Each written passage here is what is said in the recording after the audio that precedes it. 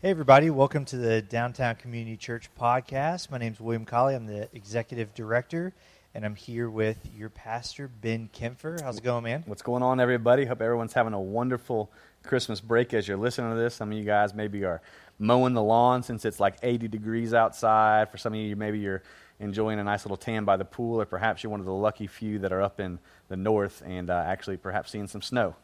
That's right. Well, we are excited to be here. This is a new thing for us, and some of you guys are probably wondering why we're doing this. And today, January 1st, 2017, we actually are not having a gathering here at the warehouse, but we did want to come together as a church and kind of share something with you guys that's kind of been on our heart, and that's been the Sabbath.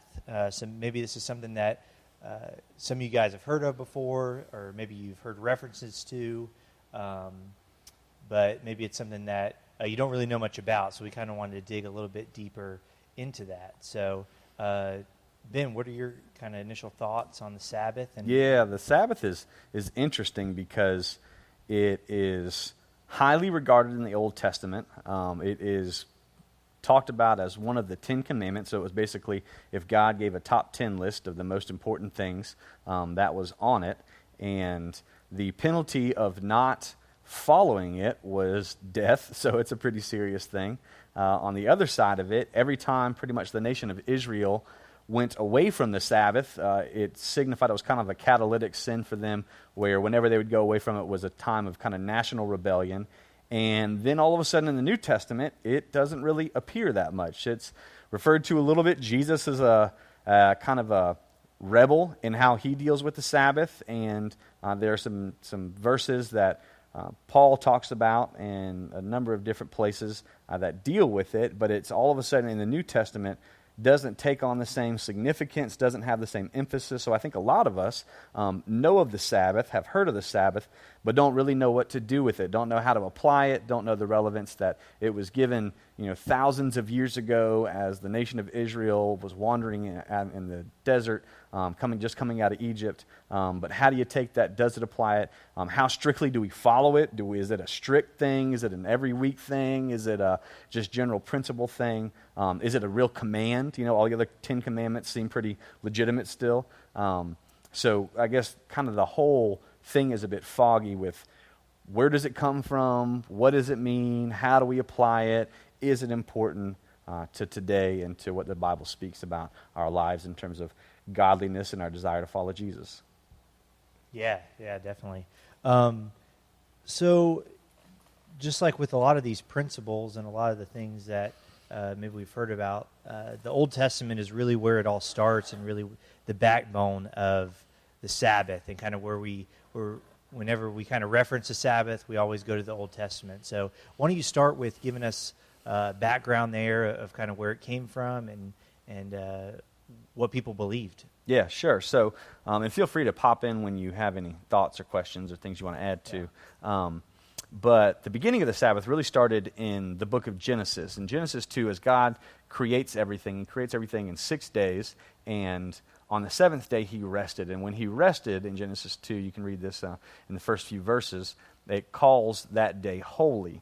And that was the first time that there was a day of the week that was considered holy, and everything would dive off of that to move forward as the nation of Israel would be enslaved in Egypt and then be freed by Moses, and through a lot of crazy events that happened, they would enter into the desert, they would begin to wander around, they'd go to Mount Sinai, and in Exodus 20 we get the 10 Commandments where God basically says, hey, here are the top 10 things, or here are 10 commandments that I want you to follow.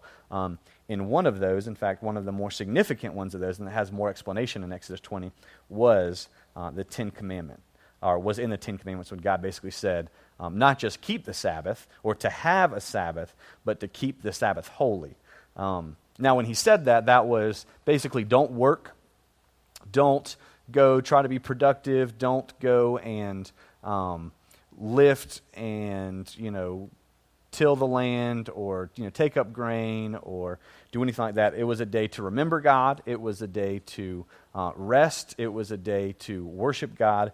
And the whole idea was this is the first day of the week, and so we're going to take the first, we're going to dedicate it towards God, and we're not going to do anything else. Now, to kind of give a little contrast, that sounds somewhat reasonable for us because we have 2 days off a week. It's kind of how our American culture lives and thrives, as we work generally Monday through Friday, and we take Saturday and Sunday off. They worked in a culture where you worked 7 days a week. There wasn't an off day. There wasn't a Monday where everybody came back to the office and said, oh, I hate Mondays, hashtag Mondays are awful, or whatever. It was everybody worked 7 days a week, so this meant that the people of God had to not work on a day when everybody else was working. So as with any commandment with God, there were implications to that commandment. They were less productive. They didn't have as many hours and days to get as much stuff done. They had to take time to remember God. They had to be intentional about that. But in a land like they lived, where your ability to survive was based on your ability to produce, it was a big deal for them to not have to or not be able to work for a day. So going forward, Moses actually clarifies in Exodus 31 that the idea of a Sabbath, or a Sabbath day's rest, and a Sabbath day's focus, and to keep the Sabbath holy, wasn't simply a command. It was, in fact, a sign of the covenant. We spoke a few weeks back in church and talked about how there was circumcision, and circumcision was a sign of the covenant to Abraham. In the same way, for Moses, the big sign of Moses' covenant was the Sabbath. In fact, people will say it this way in kind of the theology nerd world. It was the sign of the Mosaic covenant was the Sabbath. That was one of the signs of the Mosaic covenant that was expanded on from Abraham and Noah and Adam, and there was lots of covenants that went back. But it would, in fact, be the sign for the covenant. And again, with all these covenants, with all these signs, with all these commands that God would give, there would be implications of what that meant for your life. Just like when God commands us to do stuff today, there were implications of their rest. There was implications of their productivity. There was implications of their survival. And a big thing that's kind of underestimated in this is it made them depend on God. It spoke to the dependency on God, because if I was going to survive, I had to be productive, and if I had to take time of my productivity, that means I really had to have a physical reliance on God in order for me to survive. So there was a huge component to the Sabbath that was, again, productivity, a huge piece of it that was focus, a huge piece of it that was worship, but as much as anything, it was a declaration of their dependence on God for survival and to really kind of go forward as a nation. Yeah, I think it's also interesting to think, like there are people that still believe today that you do have to keep the Sabbath holy. You have your Seventh-day Adventists that that on Saturdays they don't do anything. Sure. They won't leave the house. They won't. You can't watch TV, anything like that. And so, for us as believers, like how. Like, are we sinning by not keeping the Sabbath holy at this point? Because I think you look at the other 10 Commandments and you would think if I break any of these, I would consider myself sinning. Right. Don't put any other gods before me, and you put another god before him. That's kind of a bad idea. Does Chick-fil-A have it right and all the rest of us have it wrong? Or? One, yes, but that doesn't have a lot to do with Sabbath. So really kind of how that changes and turns is in the New Testament. First, Jesus was a little bit, a bit of a rebel when it came to the Sabbath. He healed people on the Sabbath, and people stopped and said, you're not supposed to do any work on the Sabbath. And he would say, well, God does work on the Sabbath, so I'm going to do work, a.k.a. I'm God. And so he was a bit of a rebel and caught a lot of flack, honestly, from his work on the Sabbath, and would defend that over and over to some of the Pharisees and the Sadducees. But the understanding, as we would come to find out through more of the writers of the New Testament, is that Jesus didn't just, he wasn't simply a guy who changed what the meaning of the Sabbath was. He was, in fact, in himself the fulfillment of the Sabbath. That everything coming to that point was, in fact, informed and fulfilled in him. In fact, Paul says it in the book of Colossians. He says it this way. If you are reading the Bible or have access to one, it's in Colossians chapter 2, verses 16 and 17. As Paul's talking specifically, how do we in the New Testament context, or since Jesus has walked the earth, look at all these old covenants, all these old festivals, Sabbaths, all list of holy days that they used to have. How do we interface with those in a New Testament, post-Jesus thought process? So in verse 16 of Colossians chapter 2, he says this, "Therefore, let no one pass judgment on you in question of food and drink, or with regard to a festival or a new moon or a Sabbath." In other words, don't let anyone judge you based on how you celebrate those things. That these, all of these, you include the Sabbath in these, so you could say the Sabbath are or was a shadow of the things to come, but the substance belongs to Christ. In other words, the Sabbath was an indicator, or it was something that was pointing to Jesus, but the substance, the fullness of it belongs to Christ. So Christ was the fulfillment of that particular festival. That its primary purpose was to point towards God and point towards Jesus. Now, again, there are great principles that we can lift from the Sabbath, but that informs us that we aren't necessarily tied and married to the highly disciplined, don't do anything every seventh day. In fact, Paul kind of expounds this because they had some debate about this in the New Testament church. In Romans 14, he talks about how there's all kinds of questions about what do you eat, which stuff do you celebrate, which Sabbaths, which not Sabbaths. And so this was his conclusion in Romans chapter 14, verse 5. He says, "One person esteems one day as better than another, while another esteems all days alike. Each one should be fully convinced in his own mind." In other words, each person should, wherever you fall on that, if you think that, one day is really important, you want to dedicate that, or if you think they're all the same, you should be fully convinced in your mind. Verse 6, "The one who observes the day observes in honor of the Lord. The one who eats in honor of the Lord, since he gives thanks to God. While the one who abstains in honor of the Lord and gives thanks to God." Now, this is a really important point because basically what he's saying is, hey, the principle behind this is that you would honor God. The principle behind this is that in whatever you do, whether you say, I am not going to do anything, I'm not going to mow the lawn, I'm not going to wash dishes, I'm just going to lay here on my couch and, watch Netflix unto the Lord. The idea is that you would honor God and your motive would be to honor God. He finishes by saying this. He says, "For none of us live to himself, and none of us dies to himself. For if we live to the Lord, and if we die to the Lord. So then, whether we live or whether we die, we are the Lord's. For to this end Christ died and lived again, that he might be Lord both of the dead and of the living." So the idea behind this whole thing is that in the New Testament, we aren't confined, we aren't restrained under the law to a literal 7 days, that Jesus came, fulfilled that, and on the other side of it, we have the freedom to experience that however we choose and see fit, as long as we're honoring to God. So there's a lot more leniency in the New Testament how you do it. Now again, there are incredible principles and incredible ideas in the Sabbath. So to say, hey, you should never take a day off and rest, again, probably a bad idea. The idea of having some type of a Sabbath for yourself, really, really, really good idea. But it's not something that if you don't, you're sinning. If you had a crazy week and you have exams, or you have this big project at work, or you're a grandparent and kids are in town and you're just on the go Monday through Sunday, and you don't take a day, 24 hours to do something, you aren't in sin. But again, there's principles that are really helpful to just everyday life. Yeah, definitely. I know we recently heard a speaker, and she used the phrase, embrace the seasons, embrace the seasons that you're in. And we have seasons that are busy, we have seasons that aren't as busy. And I know for me personally, it's about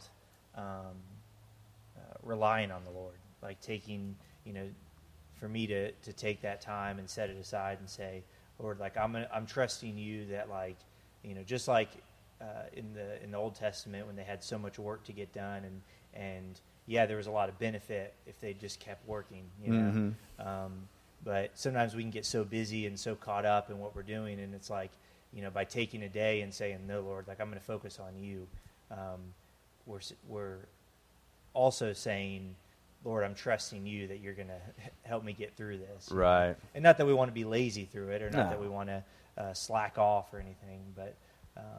Yeah, well, I think it's easy to develop a savior complex that if I don't, then God won't. And if I don't, work hard, if I don't finish this project, if I don't, especially in church world, I've got to go, do, and there's so much of the kingdom that, maybe rests on my shoulders that, if I'm not doing something, then God's not going to work because, the underlying sin of pride behind that is God needs me because God's not big enough to do it in himself, which couldn't be further from the truth, but it's easy to fall into that trap of, if I don't continue to work and continue to do, depend on God, rely on God, that ultimately God is God and he's going to do what he's going to do regardless of what I do and what I say, then it's easy to fall into that trap. So I think that's a huge benefit of the Sabbath. Yeah, that's a great point. So for you personally, as we talk about the Sabbath and we talk about the rest, like what does that mean to you? How have you applied that in your life? And kind of how have you, in different seasons, you're about to have another kid. It's going to be a lot different, like praying for a Sabbath. Yeah. Looking back, when you were in college, when you're, before you got married, when you're married, kids, like different seasons of life, what does that kind of look like for you? Yeah, sure. So it definitely looks different in different seasons, and it's every season life gets a little bit busier, responsibility gets added more. Sabbath, truthfully, becomes more and more difficult to come by. So I guess I'd start by saying this, just an honest admission.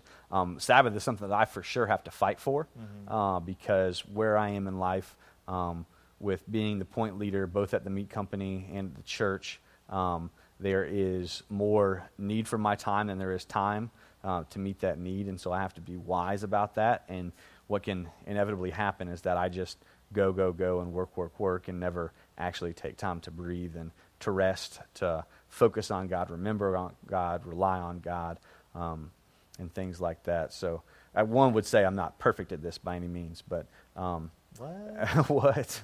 Crazy. I know you guys all thought that I was perfect, so I'm not. But I would say, so Sabbath, at least it has looked different at different times. I can speak, really how it looks right now, which is I have to fight, especially for me, it's a Saturday type of thing. Monday through Friday is church work. Sunday, pretty much all day church. Saturday is the only day for me to really rest. I find that's important. In fact, if I don't take Saturday to rest, I'm much less effective on Sunday through the following Friday because I just feel like I'm burning the candle at both ends. I also, in that day, have a big time focus on God, spend more time reading, as much as anything, truthfully, spend time with family. My family is extraordinarily giving, and that they give a lot of me away, and I have to be careful about that, obviously, in other places. But we don't get the normal weekends like everybody else does. We don't get Sunday off, to go and do and get chores done. We got Saturday, and that's about it. So I got to be really careful about that time to make sure I'm spending it with God, make sure I'm spending it with, time resting and relaxing, and with our family. On the other side of it too, I personally kind of have like a daily Sabbath, I would say. So I try to be very careful about that one weekly. But then also, it might sound kind of weird, I guess, but for me, one of the best things I can do in terms of resting and relaxing is the opposite of rest, but it's to work out. It's really helpful for me. I mean, it's the one place I can go to just really clear my head. Sometimes I'm in the middle of a workout and think how much I'd rather be any place than here when it hurts and, your lungs burn and things like that. But for me, that creates a sense of rest. I walk out of it and I feel refreshed and restored and renewed and kind of relieve some stress and whatnot. So for me, I don't necessarily have strict guidelines on how, I'm not going to do this or I am going to do this. I'm not going to mow the lawn or I'm not going to do dishes. It's more so making sure I'm being wise about guarding my time, making sure my Saturdays are guarded, making sure that I'm taking time to physically, for myself, stay active and kind of keep myself in a place. Because on the other side of that, I do think that God does choose to use us. I do think that God does choose to use our time, use our abilities, use our gifts, and we're not going to be effective at any of the things that God's called us to if we aren't rested, if there isn't a season of taking time to breathe. Yeah, definitely. I know for me, personally, we have Thursday afternoons, I have to make a point to take off. My wife has off, so we kind of use that as like family time. And same thing with being gone most of the day Sundays, guarding our Saturdays and things like that. And I also know that it's very easy to get caught in the trap of, I'm taking a break from doing stuff, or maybe I'm unplugging from everything else, but I'm not necessarily focusing on the Lord, and focusing on being refreshed by Him, which is obviously why we want to take a break. Right, yeah. We don't want to be lazy, and we don't want to, Sure. Not do anything. But,